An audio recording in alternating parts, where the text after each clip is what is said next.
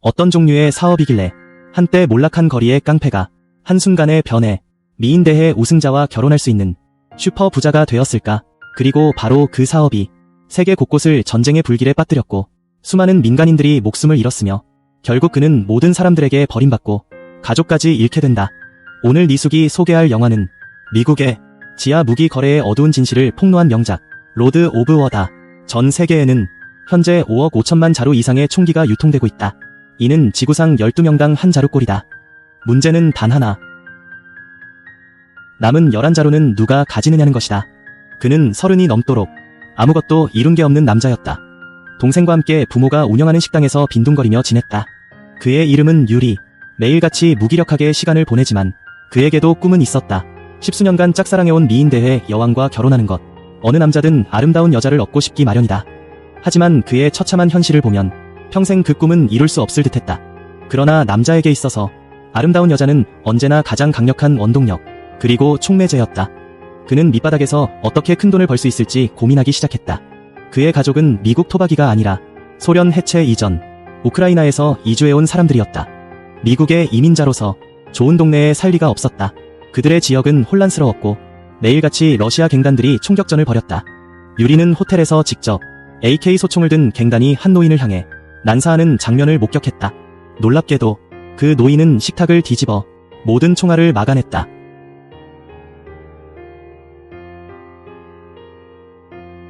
그 옆에서 이 장면을 지켜보던 유리는 총구 앞에서 죽을 뻔했다.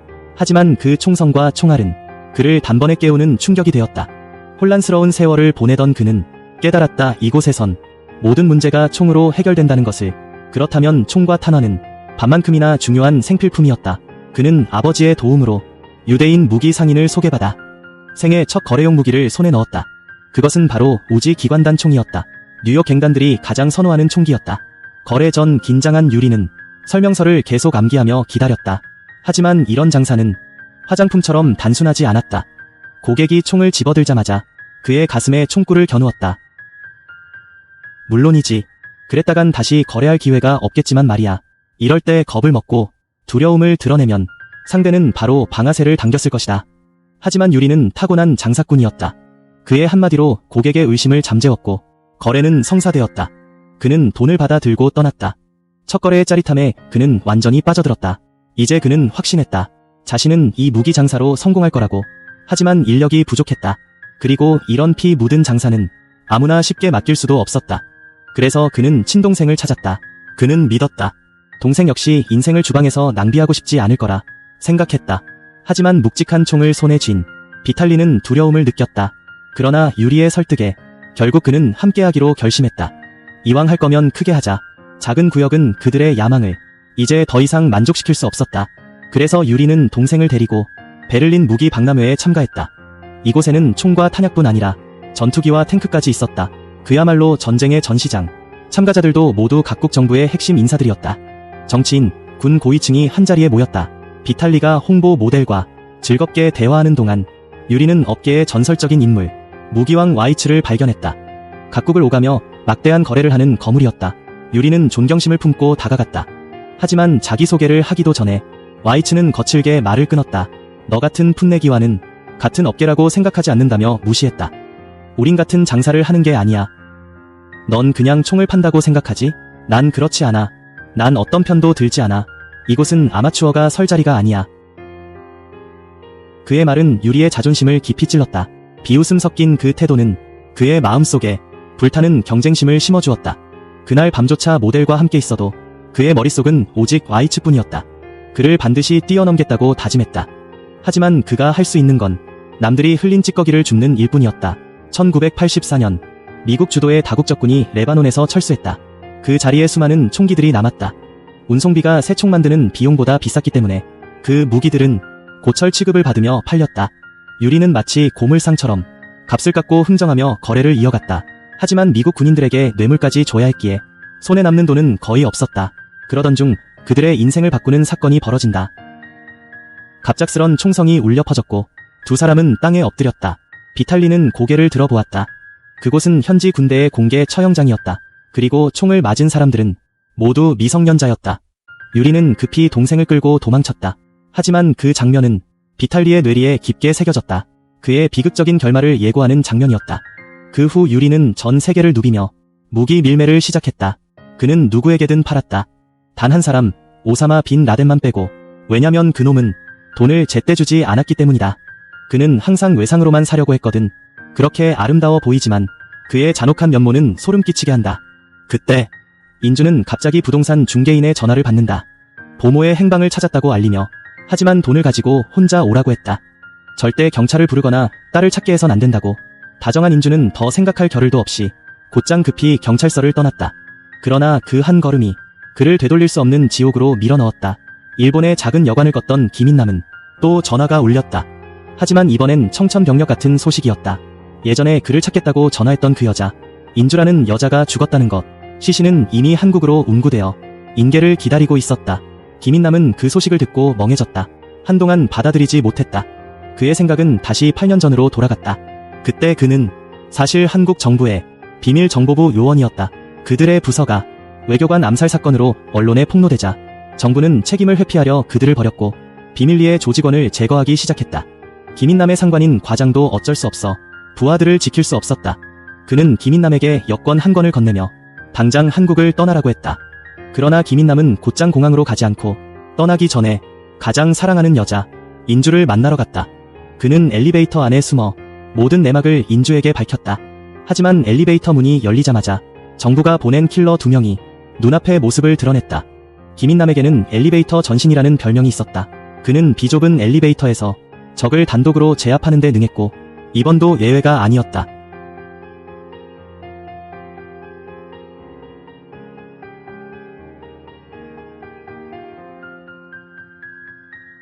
김인남은 이렇게 한국을 떠났다. 이 떠남이 곧 8년이었다.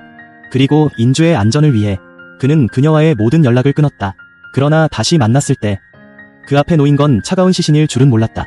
게다가 시신은 잔혹하게 훼손되어 장기까지 적출당한 상태였다. 단 한 번 전화를 피한 대가가 이렇게까지 비극이 될 줄은. 경찰은 김인남에게 인주의 유품인 지갑 하나를 건넸다. 그리고 말했다. 지갑 안에는 인주의 딸 사진이 있다고. 그 아이는 현재 행방불명이라고 했다. 사진을 본 김인남은 이 사랑스러운 소녀가 사실 자신의 딸임을 알았다. 이제 보니 파나마로 은퇴해 간다는 계획은 미뤄야 했다. 그러나 태국으로 떠나기 직전 중개인에게서 전화가 걸려왔다. 큰 문제가 들이닥쳤다고 했다. 그가 마지막으로 제거한 일본 야쿠자 보스에게는 오랫동안 연락이 끊긴 친동생이 있었는데 이름은 레이. 일본에서 도살자로 불렸다.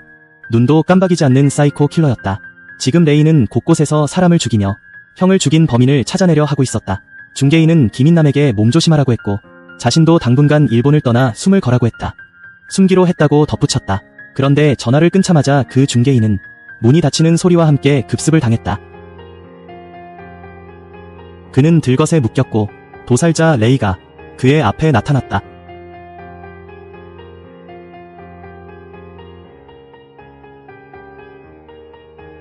한편 옛 과장의 막강한 인맥 덕분에 김인남은 딸의 방콕 전단을 손에 넣었다. 그가 막 방콕으로 향해 떠났을 무렵 은퇴한 옛 과장이 침대에 누워있다가 문밖에서 수상한 기척을 들었다.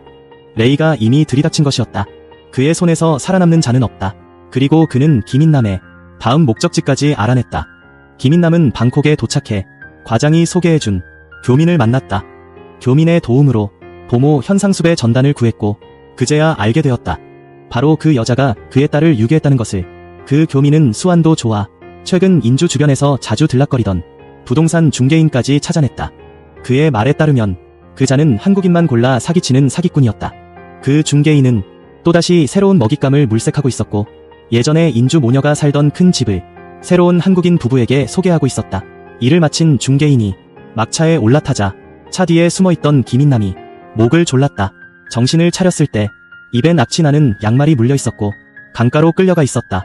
김인남은 말없이 바로 강하게 압박했다. 펜치로 그의 집게 손가락을 잘라냈다.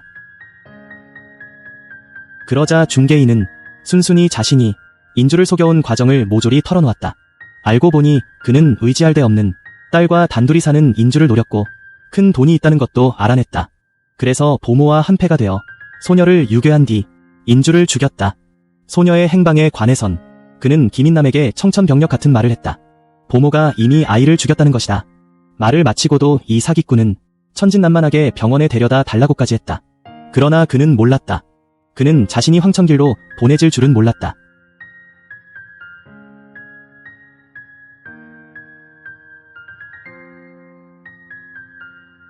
같은 시간, 도살자 레이는 쉴 새 없이 맨몸으로 방콕에 도착했다. 그는 돈을 주고 현지 깡패의 도움을 구했다. 결과는 곧 나왔다. 상대는 보모의 현상수배 전단을 꺼내 보여줬다. 그 여자 위치를 찾았다고 말했다. 의심할 여지가 없었다. 레이는 2명의 깡패를 따라 창고로 갔다. 그는 어둑한 창고 안으로 들어섰다. 그가 막 들어가자마자 철문이 꽉 닫혀버렸다. 그 안에는 이미 몇몇 현지 깡패들이 앉아있었다. 보모 따위는 없었다. 그는 속았던 것이다. 놈들은 그에게서 더 많은 돈을 뜯어내려 했다. 하지만 그들은 전혀 몰랐다. 그들이 건드린 게 어떤 괴물인지.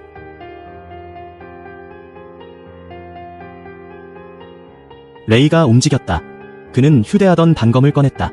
그리고 학살이 시작됐다.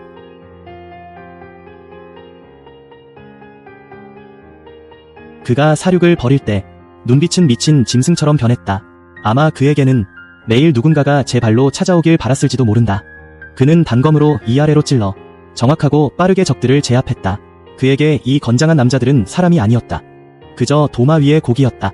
얼마 지나지 않아 그는 혼자서 창고 안에 모든 악당을 처치했다. 피투성이가 된 레이는 철문을 열고 나왔다. 문 앞에 있던 깡패들은 그를 보자마자 얼어붙었다.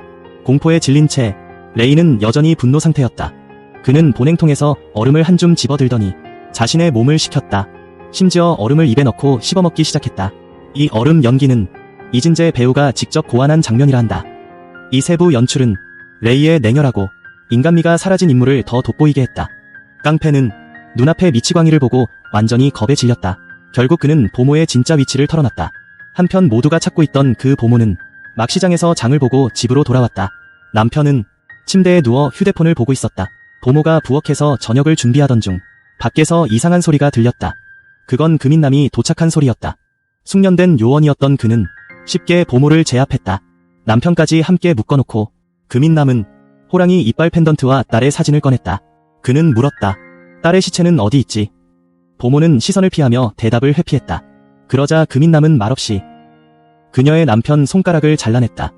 피가 바닥에 흥건히 퍼졌다. 그리고 그는 멈추지 않았다. 다음 손가락으로 칼을 옮겼다. 그제야 보모는 완전히 무너졌다. 결국 진실을 털어놓았다. 그녀는 아이를 죽이지 않았다. 그녀는 아이를 현지의 최대 범죄 조직 보스인 차워에게 팔아넘겼다. 차워는 아동 인신매매를 전문으로 하는 악당이었다. 그의 아지트에는 수십 명의 유괴된 아이들이 갇혀 있었다. 그 아이들은 모두 장기밀매용 도구였다. 금인남의 딸도 그곳으로 팔려갔다. 그녀가 한국인이라는 이유로 한국인 장기만 선호하는 부자 여인에게 더 비싼 값으로 팔린 것이다. 그래서 그녀는 별도로 감금되어 있었다. 아이들의 위치를 알아내기 위해 금인남은 현지인을 통해 안내자 겸 통역을 찾았다. 하지만 위험을 감수할 사람은 드물었다. 결국 그가 얻은 건 트랜스젠더 흉내를 내는 유자였다. 그녀는 돈을 모아 성전환 수술을 하려다 실패했다. 한국에서 5년간 일했지만 아직도 수술비를 벌지 못했다. 금인남은 이런 괴짜를 보고도 방법이 없어 그를 받아들였다. 죽은 말을 살리는 셈이었다. 현지인의 도움으로 그들은 차허의 부하와 접촉했다. 그들은 한국의 부유한 장기 구매자 행세를 했다. 기다리던 중 유자는 자신의 휴대폰을 보여줬다. 그녀에게도 한국에 아이가 있었다. 하지만 아이가 놀랄까 두려워 혼자 이곳으로 온 것이었다. 그들은 낯선 사이였지만 그 순간 마음이 통했다. 아이들은 그들의 유일한 정이었다. 그때 금인남의 전화가 울렸다. 유자가 전화를 받았다. 상대는 이미 술집 맞은편에서 그들을 지켜보고 있었다. 이상함이 없음을 확인한 뒤 그들은 벤을 타고 아이들이 갇힌 곳으로 갔다. 그곳의 여자는 문을 열고 아이를 고르라 했다. 금인남은 끔찍한 광경을 보았다. 작은 방 안에는 평균 나이 8세도 안 되는 아이들이 빼곡히 앉아 있었다. 그 여자는 말했다. 골랐으면 수술하러 데려가라. 모든 게 체계적으로 이루어진 장기 거래였다. 하지만 금인남은 그곳에서 딸을 찾지 못했다. 그는 한국인 아이를 원했다. 그러자 여자는 말했다. 유일한 한국 여자아이는 방금 누군가에게 예약됐다.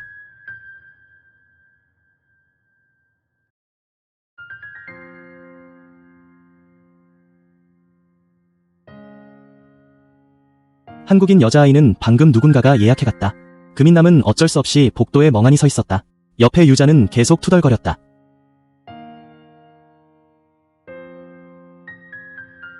유자의 투덜거림을 들으며 금인남은 이렇게 손 놓고 있을 수 없다고 느꼈다. 그는 다시 몸을 돌려 수감된 아이들이 있는 방 문 앞으로 갔다. 세게 걷어차 자물쇠를 부쉈다. 그리고 딸의 사진을 꺼내 방 안의 아이들에게 물었다. 도대체 누가 내 딸을 본 적 있니? 뜻밖에도 한 소년이 본 적이 있다고 했다. 금인남은 급히 문을 밀치고 들어가 그 소년을 계속 캐물었다. 그제야 알게 됐다. 딸이 이미 수술하러 끌려갔다는 것을. 이를 들은 금인남의 가슴이 철렁 내려앉았다. 그는 급히 소년의 옷자락을 걷어 올렸고 참혹한 광경을 보았다. 불쌍한 이 아이는 이미 신장을 적출당했다. 눈앞의 아이들을 바라보며 그는 이들을 내버려 둘 수 없다고 느꼈다. 모두 구출하기로 마음먹었다. 하지만 바로 그때 유자의 표정이 잔뜩 굳어졌다. 이곳을 지키던 졸개들이 돌아온 것이다.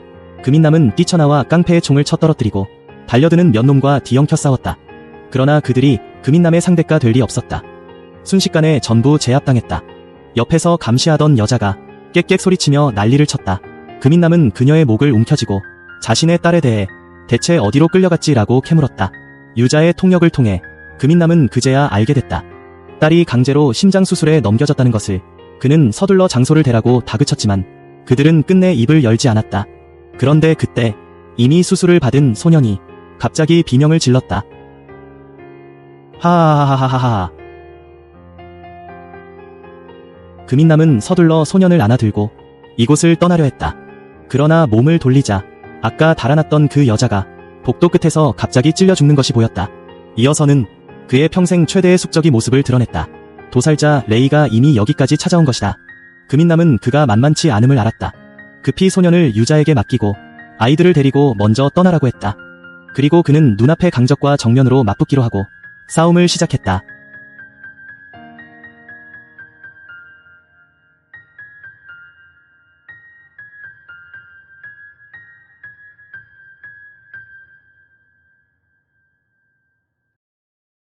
두 사람은 모두 칼을 들고 치열한 백병전을 벌였다. 격렬한 난투 끝에 서로의 손에서 칼을 떨어뜨렸다. 이때 금인남은 비로소 눈앞의 남자가 얼마나 강한지 실감했다. 두 사람은 맨손 격투로 이어졌고 금인남은 레이의 발차기에 방 안으로 나가떨어졌다. 두 사람은 서로에게 주먹을 내질렀다. 한 방 한 방이 묵직했다. 결국 금인남이 레이를 문 밖으로 내던지고 철망문을 쾅 닫아 걸었다. 분노한 레이는 큰 칼로 문을 내리쳤지만 헛수고였다. 그때 더 많은 졸개들이 몰려왔고 레이는 우선 그 방해꾼들부터 처리할 수밖에 없었다. 금인남은 틈을 타 쇠창살을 발로 차 부수고 방 밖 발코니로 나간 뒤 재빨리 거리로 내려섰다. 레이는 그저 눈앞에서 숙적이 달아나는 것을 지켜볼 수밖에 없었다.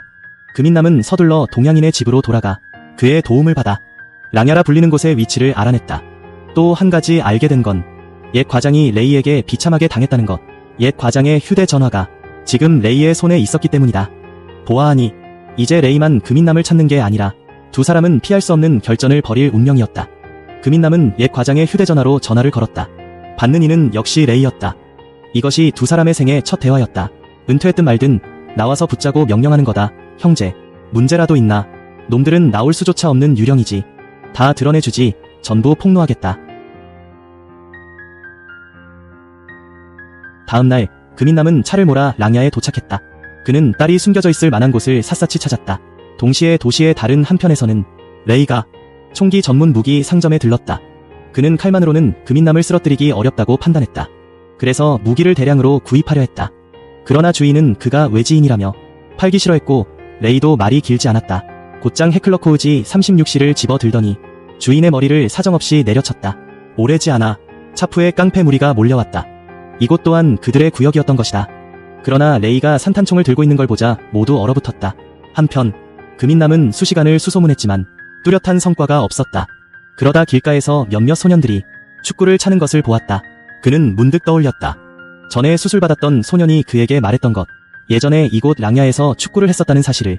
그는 차에서 내려 혼자 공을 차는 소년을 찾아가 이것저것 물어본 끝에 소년의 아버지가 축구 일을 한다는 걸 알게 됐다. 그리고 그는 마침내 딸이 감금된 장소를 알아냈다. 알고 보니 이 건물 또한 차오의 세력권이었다. 이번 일은 곧 알고 보니 이 건물도 차오의 구역이었다. 여기는 값싼 작은 장난감을 만드는 것 말고도 언제든 수술에 넘길 아이들을 따로 준비해두는 곳이었다. 금인남의 딸도 바로 여기 감금돼 있었다. 언제든 수술실로 끌려갈 준비가 되어 있었다. 금인남은 건물 맞은편의 폐가로 갔다. 맞은편 건물을 몰래 관찰했다. 한편 감방에 갇힌 소녀가 그 순간 무언가를 감지한 듯 갑자기 일어나 창가로 다가갔다. 금인남은 단번에 자신의 딸을 발견했다. 부녀는 그렇게 서로 멀리서 마주보았다. 아마 이것이야말로 혈연의 끈과 유대일 것이다. 바로 그때 벤 한 대가 갑자기 건물 아래로 들어왔다. 소녀를 수술하러 끌고 가려는 것이었다. 금인남은 상황이 급박함을 알아차리고 서둘러 아래층으로 내려갔다. 딸이 이미 벤에 안겨 실려가는 것을 보자 급히 차에 올라 뒤쫓았다. 하지만 추격 도중 작은 3륜차 한 대가 옆길에서 갑자기 튀어나와 금인남의 길을 가로막았다. 그 3륜차에 타고 있던 이는 다름 아닌 레이였다. 레이는 레밍턴 870 펌프 사건을 들고 금인남의 차를 향해 맹렬히 사격했다. 사건 탄이 떨어지자 AR-15 돌격소총을 집어들고 다시 난사했다. 금인남은 상대 화력이 너무 거세자 엑셀을 밟아 후진하며 피할 수밖에 없었다. 레이는 금인남이 도망치려는 걸 보고 서둘러 3륜차로 뒤쫓았다. 그때 태국 사복경찰이 갑자기 금인남의 앞길을 막고 그를 향해 총을 쐈다. 앞뒤로 협공을 당한 금인남은 격분했다. 일가를 내지르며 가속 페달을 밟아 바로 앞길을 막은 경찰을 들이받았다. 그는 틈을 만들어 마침내 포위망을 빠져나왔다. 경찰은 금인남을 막지 못하고 하는 수 없이 레이를 향해 총을 쐈다. 하지만 레이는 그들이 건드릴 상대가 아니었다. 곧장 수류탄을 꺼내 던졌다. 한편 소녀는 이미 수술실로 들어갔다. 그러나 수술을 맡은 불법 의사는 밖에 총성을 듣고도 멈출 생각이 없었다. 어차피 이 소녀 건에서의 이익이 너무나 컸기 때문이다. 건물 밖에 금인남은 다급한 나머지 고철 더미에 그대로 들이받았다. 레이는 총을 휘두르며 앞뒤로 난사했고 그는 칼질만 잘하는 게 아니라 사격 실력도 뛰어났다. 전황이 너무 격렬해지자 태국 경찰이 특수부대까지 투입했다. 특수부대의 장비는 레이에 비해 훨씬 정교했다. 방패뿐 아니라 유탄 발사기까지 갖추고 있었다. 레이도 어쩔 수 없이 정면 충돌을 피했다. 바로 그때 두 사람 모두 고철 더미 속으로 몸을 숨겼다. 원수는 마주치자마자 분노가 치솟았다. 레이는 기관총으로 금인남을 향해 맹렬히 사격했다. 하지만 연막이 거치고 나니 금인남의 모습은 사라지고 없었다. 그리고 특수 부대는 이미 외곽에 공격 진영을 갖췄다. 방법이 없었다. 레이는 일단 그 병력부터 상대할 수밖에 없었다. 하지만 특수부대의 화력은 상상 이상으로 강했다. 레이는 처참하게 몰렸다. 이대로는 답이 없었다. 머자나 맞아 죽을 판이었다. 레이는 고철차 옆에서 자신의 수류탄 가방이 떨어져 있는 걸 보고 마음을 굳히더니 몸에 있던 수류탄을 몽땅 던졌다. 그 시각 금인남은 죽어라 달려 속도를 더 내야 했다. 딸에게 마취제가 투여되어 곧 수술이 시작될 예정이었기 때문이다. 그는 마침내 수술실에 도착해 연속 헤드샷으로 딸을 수술하려던 놈들을 제압했다. 그는 마침내 딸을 찾았다. 서둘러 딸을 안고 이 혼란의 곳을 빠져나왔다. 위기에서 벗어나긴 했지만 금인남의 몸에도 상처가 가득했다. 그는 병원에 갈 수 없었고 호치키스로 억지로 상처를 꿰맸다. 소녀의 얼굴을 보며 정말 엄마를 닮았구나 하고 생각했다. 이 아이가 바로 그의 딸이다. 태국을 빨리 떠나기 위해 금인남은 다시 동양인에게 연락했고 그는 밀항선을 하나 알아봐 주었다. 다만 다른 호텔로 가서 선표 거래를 기다려야 했다. 한편 동양인은 짐을 싸느라 정신이 없었다. 도망갈 준비를 하면서 이 모든 게 금인남 탓이었다. 지금 이 바닥에선 악기 레이가 한번 찾아오면 살아남지 못한다는 걸 모르는 이가 없다. 자기 공장 몇 곳이 털리자 보스 차원은 분을 사귀지 못했다. 부하들을 재촉하며 직접 나가 잡으려던 찰나 뜻밖에도 어떤 자가 스스로 찾아왔다. 레이가 수류탄 가방을 메고 곧장 차호 앞에 들이닥친 것이다. 하지만 이번에 온 목적은 동기어진이 아니라 차호와 거래를 하려는 것이었다. 양측이 손잡고 차호의 공장을 뒤집어 놓은 금인남을 잡자는 제안이었다. 질문: 왜 그렇게까지 해서 그를 잡으려 하지? 이제는 기억나지 않아. 이유는 중요하지 않아. 이때 소녀는 이미 깨어나 창가에 서서 멍하니 밖을 바라보고 있었다. 엄마가 언제 돌아올지 기다리고 있었다. 그녀는 엄마가 영영 돌아오지 못한다는 걸 몰랐다. 금인남은 소녀를 조심스레 배에 태웠다. 그가 소녀의 친부이긴 하지만 아이를 돌봐본 경험이 전혀 없었기에 당장 어찌해야 할지 막막했다. 그래서 예전에 함께 일했던 유자에게 전화를 걸었다. 어쩌면 여성스러운 면이 있는 그가 도와줄 수 있을지도 모른다고 생각했다. 금인남의 전화란 걸 알자마자 소녀를 잠시 돌봐달라는 부탁에 괜히 화를 부를 일이라며 단칼에 거절했다. 결국 지금 금인남은 건드리기만 해도 되는 뜨거운 감자였고 그와 엮이는 사람들은 좋은 끝을 맞지 못했다. 동양인이 그 생생한 예였다. 그는 이미 레이에게 붙잡혔고 금인남이 무엇을 하려는지 어디로 떠나려는지 모조리 불어버릴 수밖에 없었다. 바로 그때의 금인남은 이때 금인남은 소녀에게 예쁜 원피스를 입혀주고 곰 인형 하나도 사주었다. 한 어른 한 아이, 둘은 지정된 호텔로 향해 그곳에 묵었다. 소녀는 내내 말이 없었고 한마디도 하지 않았다. 크게 놀란 듯했다. 금인남도 어찌할 바를 몰랐고 어떻게 말을 걸어야 할지 몰랐다. 그때 객실 전화가 울렸다. 배표 거래 시간이 됐어. 전화 속 상대는 호텔 뒷골목으로 나오라며 거래를 지시했다. 출발 준비를 하던 중 금인남은 소녀가 침대 밑으로 파고드는 걸 보았다. 그는 급히 소녀를 끌어내 안아 올렸고 소녀는 침대 밑에서 동전 하나를 주었다. 금인남은 그 동전으로 작은 동전 마술을 보여주었다. 이 마술은 예전에 영주가 그에게 해주던 것이었다. 익숙한 감각이 순식간에 소녀로 하여금 눈앞의 아저씨에게 친근함을 느끼게 했고 정이 가게 했다. 열정적이야. 잘 들리지 않는 영어 대사. 나 그냥 너무 흥분했어. 너도 알다시피 그런 건 정말 드물어. 그건 내 성향이 아니야. 하지만 어쩔 수 없이 중간에 끼어들어야 했어. 엄마는 길이 없대. 넌 종종 처음부터 막막하다고 느꼈지.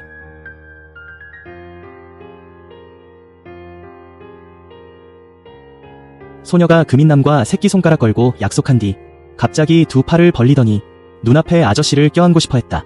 금인남의 눈물이 왈칵 쏟아졌다. 그는 그 순간 비로소 진정한 아버지가 되었다.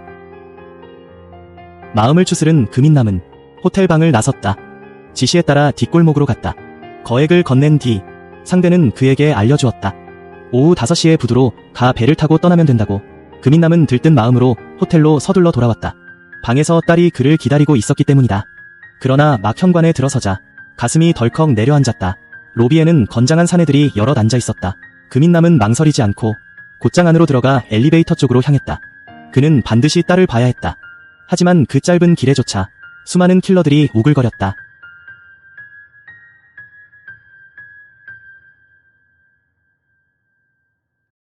금인남은 계단으로 뛰어 올라가며 가는 길마다 킬러들을 쓰러뜨렸다.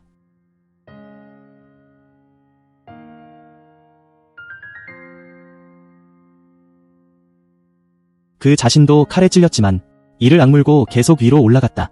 딸에게 약속했기에 절대 포기하지 않겠다고. 길은 길지 않았지만 유난히 험난했다. 그는 이미 여러 차례 칼에 찔렸고 그래도 버티며 마침내 방 문 앞에 도착했다. 그는 딸의 이름을 연거푸 부르며 문을 확 밀쳐 열었다. 그러나 눈앞의 광경에 분노가 치밀었다. 알고 보니 레이가 이미 방 안에서 그를 기다리고 있었다. 그런데 딸은 보이지 않았다. 거실 바닥에는 이미 비닐 시트가 깔려 있었고 놈들은 오래전부터 계획해 여기서 그를 갈기갈기 찢어 죽일 심산이었다. 금인남은 힘없이 몸부림쳤지만 곧 졸개들에게 당할 참에 레이가 갑자기 권총을 꺼내 그대로 방아쇠를 당겼다. 흐흐. 원래 이 미친놈은 누구에게도 자신의 먹잇감을 손대게 하지 않는다. 그는 금인남을 자기 손으로 죽이려 했다. 금인남이 끌려가 벤에 실려 도살장으로 끌려가려던 바로 그때 주차장에 있던 유자가 마침 그 장면을 보았다. 그는 망설이다가 결국 찾아온 것이다. 금인남이 차에 실려가는 걸 보자 급히 차에 올라탔다. 평소엔 연약해 보이던 그녀가 이번엔 악셀을 힘껏 밟아 막 출발하던 벤을 그대로 들이받았다. 충돌은 강력했다. 운전자가 기절한 틈을 타 여자는 갇혀있던 금인남을 구해냈다. 금인남은 총으로 운전자를 위협해 자신의 아이가 어디 있는지 캐물었고 딸이 레이의 차에 있다는 걸 알아냈다. 마침 레이의 차가 그의 눈앞을 지나 달아났고 금인남은 큰일 났다고 소리치며 미친듯이 뒤쫓았다. 운전자의 말은 틀리지 않았다. 그의 딸은 정말 레이의 차에 있었고 트렁크에 갇혀 있었다. 금인남은 끝내 밖까지 뒤쫓아 레이의 차가 점점 멀어지자 지름길로 질러 앞지르기로 했다. 마침내 샛길로 달려 차 앞으로 나가 권총을 꺼내 레이의 차를 멈추려 했다.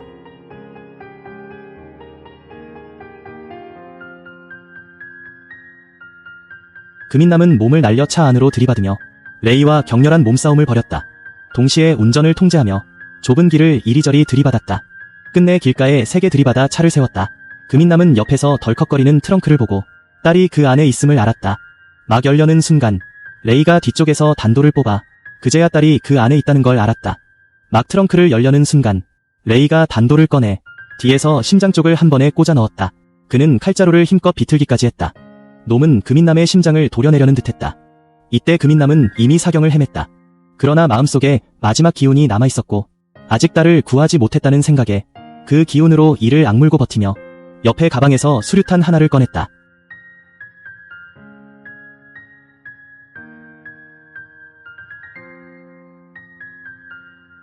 자동차가 폭발해 공중에서 몇 번이나 구르더니 결국 지면에 처박혔다. 금인남은 숨이 끊어질 듯 위태로웠다. 피를 쏟아내는 금인남은 트렁크를 열어 안에서 딸을 끌어안아 꺼냈다. 다행히 딸은 무사했고 눈을 떴다. 바로 그때 유자가 허겁지겁 달려왔다. 금인남은 서둘러 품에 아이를 그녀에게 맡겼다. 레이는 다시 한번 금인남의 몸에 칼을 꽂았다. 이어 두 번째 칼질을 내리꽂았다. 피를 토하는 금인남은 자신의 최후가 임박했음을 알았다. 그는 마지막으로 딸을 바라보았다. 그 눈빛엔 자책과 후회 그리고 체념이 섞여 있었다. 그 마지막 시선에는 딸에 대한 모든 사랑과 미안함이 담겨 있었다. 또한 죄로 얼룩진 영혼이 삶의 끝에서 사랑과 희망에 건네는 마지막 인사였다. 그의 인생은 마침내 끝났다. 레이는 담배에 불을 붙였다. 자신이 최후의 승자라 여겼다. 그런데 갑자기 수류탄 하나가 금인남의 손에서 미끄러져 나왔다. 두 사람의 원한은 한 번의 폭발로 완전히 끝났다. 유자는 소녀와 함께 펫 보관함을 열어 그 안에 금인남이 두 사람에게 남겨둔 가방을 찾아냈다. 가방 안에는 돈이 가득 들어있었고 파나마로 가는 서류와 항공권도 들어있었다. 금인남은 그 전에 유자에게 전화해 자신의 계획을 모두 알려두었다. 사실 그는 오래전부터 자신이 살아서 태국을 떠나지 못할 것을 예상했고 그래서 유자에게 모든 돈을 남기며 딸을 데리고 파나마로 가 달라고 부탁했다. 유자는 소녀를 데리고 파나마 바닷가에 도착했다. 그곳엔 금인남이 미리 사둔 집이 있었고 두 사람은 이 천국 같은 곳에서 살아가게 될 것이다. 부모의 바람을 품고 함께 굳세게 살아갈 것이다. 영화 악에서 구하소서는 단순한 복수극이 아니라 인간성과 사회를 비추는 거울과도 같다. 피와 빛이 교차하는 장면들 속에서 각자가 자신을 마주하게 하고 세상의 관점에서 보게 한다. 구원은 결코 일방적인 자기 용서가 아니라 타인을 지키는 과정 속에서 부서진 인간성을 다시 맞추는 일이다. 악 또한 순진한 꼬리표가 아니라 거듭 빛을 포기하는 선택 속에서 서서히 굳어가는 숙명이다. 더 소름 끼치는 건 영화가 사회의 상처를 헤집어 컨테이너 속 아이들에 붙은 가표, 국경에서 벌어지는 거래 같은 디테일이 결코 과장이 아니라는 점이다. 그것은 현실에서 벌어지는 어둠의 그림자다. 우리는 늘 악이 멀리 있다고 생각하지만 스크린 속 갱이거나 뉴스 속 범죄자라고 여기지만 그러나 악의 성장은 흔히 평범한 사람들의 침묵에서 시작된다. 길거리의 도움 요청을 외면하고 온라인의 악을 차단만 하며 타인의 불행에 무심할 때 우리는 이미 어둠의 공모자가 된다. 선함의 소중함은 거창한 위협이 아니라 괜히 나서지 말자는 관성 속에서 한 번 더 관심을 선택하고 나와 무관하다는 냉담 속에서도 한 번 더 손을 내미는 것이다. 악에 맞서는 방식은 또 다른 살인자가 되는 게 아니라 각자의 삶에서 동조하지 않으려는 작은 용기를 지키는 일이다. 어둠 위의 별빛은 언제나 수많은 평범한 이들의 미약한 빛이 모여 밝혀낸 것이다. 나는 리슈, 좋은 영화를 추천하는 사람이다. 다음 편에서 다시 보자.